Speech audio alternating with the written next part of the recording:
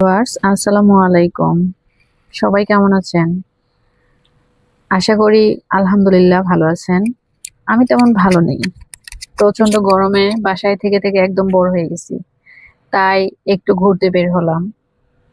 আমি, আমার হাজবেন্ড, আমার ননদ, ননদের হাজবেন্ড এবং আমাদের ছোট্ট একটা পাখি।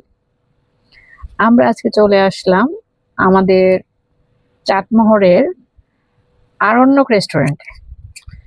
এই এটা রেস্টুরেন্ট বললে ভুল হবে। এটা একটা রিসোর্ট। এইখানে ঢুকে আমরা অনেক প্রজাতির গাছ দেখতে পেলাম।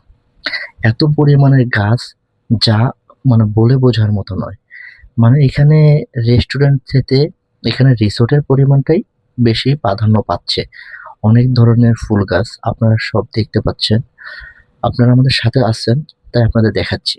এখানে দেখেন গোলাপ গাছে কি সুন্দর করে গোলাপ ফুটে আছে এবং অতি দূরে যা ক্যামেরার চোখে পড়ে না, কলা গাছের কলা ফুল।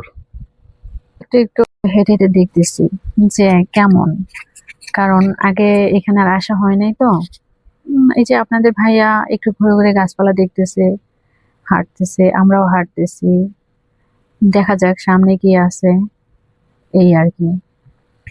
তবে বেশি একটা ভালো লাগলো না, শুধু গাছ আর গাছ। সামনে কি আছে দেখা যাক।